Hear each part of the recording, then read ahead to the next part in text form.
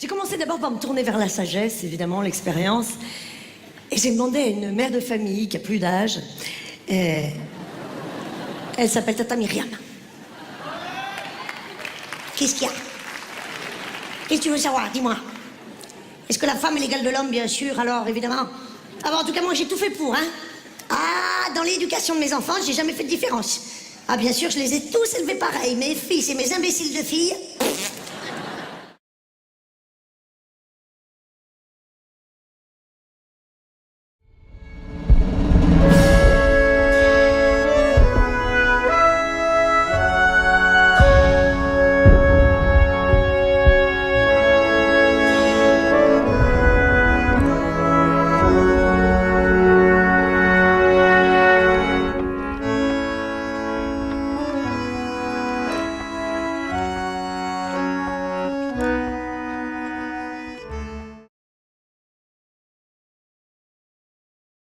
Je me rappelle de deux trucs qui m'ont marqué chez cette fille-là.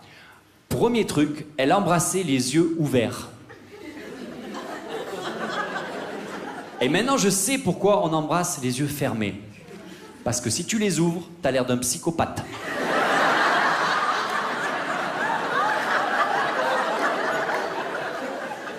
Et deuxième truc, et c'est là que je vous admire, elle s'épilait. Mais les filles, alors là je parle aux mecs, les filles elles se font l'épilation à la cire au maillot, vous faites ça les filles, c'est impressionnant à voir. Les filles elles se mettent de la cire comme ça, là elles tirent comme ça. Moi j'ai essayé comme ça, là il y a une couille qui est partie avec, bordel.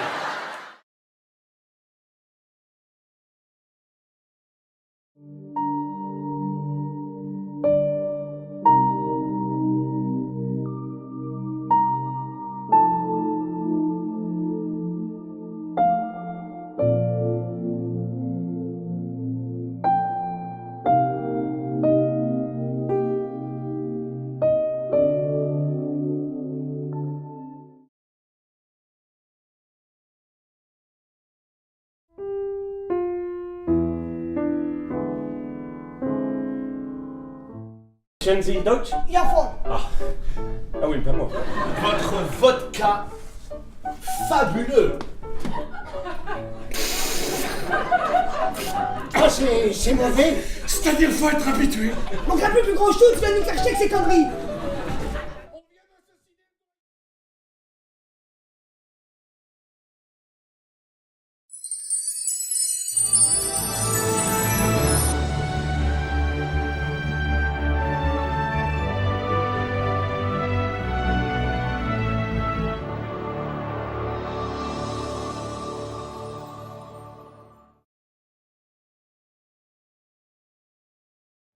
Il est vrai que cette épreuve physique et morale que je traverse semble me donner un regain de jeunesse. Bravo! Oh, je vais repartir dans le monde entier, Jean, je vais repartir, oui. Refaire ma vie, oui. Et plus présent pour Béatrice, qui bien qu'indépendante, a encore besoin de son père, peut-être de renouer des liens avec Agnès. Elle vit avec un autre. Hein? Je sais pas, oui, peut-être. Ah, je sais plus.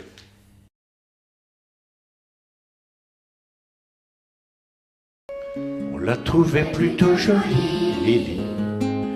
Elle arrivait les Somalie, Lily, dans un bateau plein d'immigrés qui venaient tous de leur plein gré vider les poubelles à Paris. Elle croyait qu'on était égaux, Lily, au pays de Voltaire et d'Hugo, Lily. Mais pour Debussy, en revanche, il faut de noir.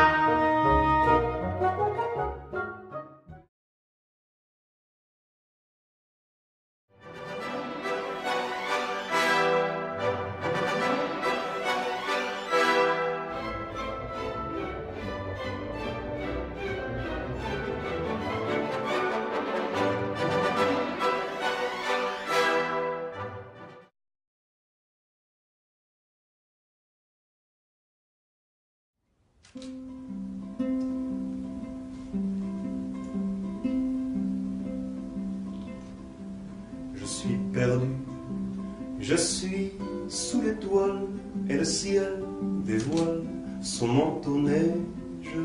Peut-être tapis de neiges atomiques, déluge moléculaire, le bon vieux temps et sa tactique m'ont fait bonhomme de poussière.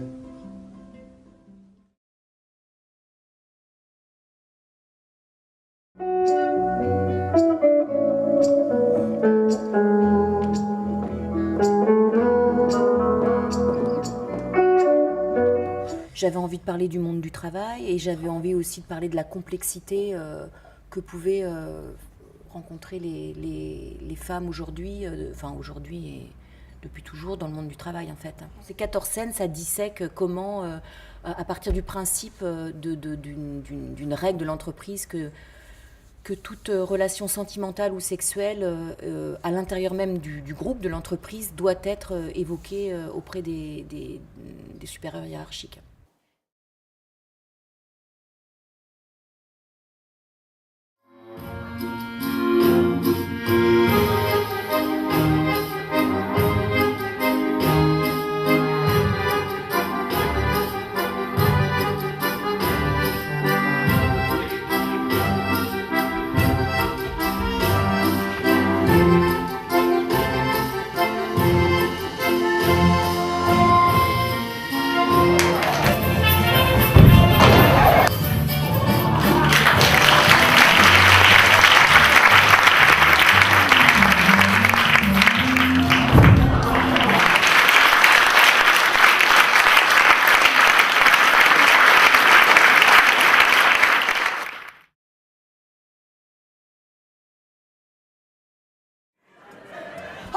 Le paravent marche tout seul, je sentais bien qu'il y avait quelque chose dans l'air. Halte! Qui est là? Sortez! Oh oh! Mais qu'est-ce que tu fais ici, toi?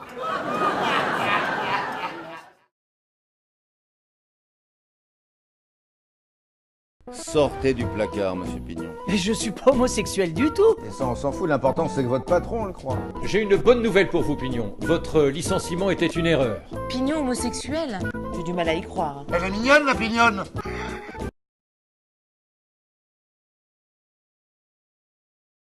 Adaptation que j'ai faite de la correspondance d'un grand philosophe qui s'appelle Vladimir Jankélévitch et qui était titulaire de la chaire morale à la Sorbonne et qui a... Bon, j'ai repris la correspondance entre 1920 et 1985 avec son meilleur ami.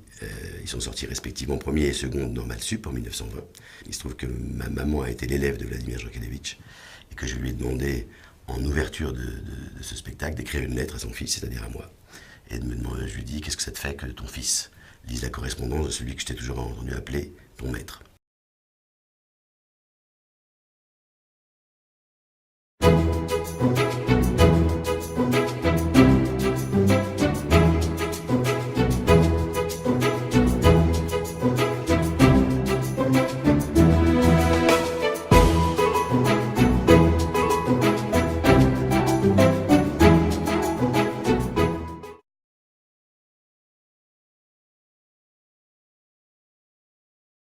Nous sommes enfin installés.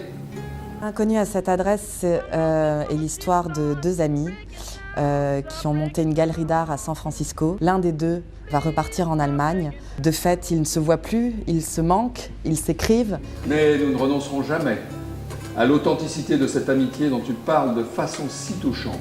Ça se passe au moment de la montée du nazisme et on est pris dans un suspense absolument trépidant.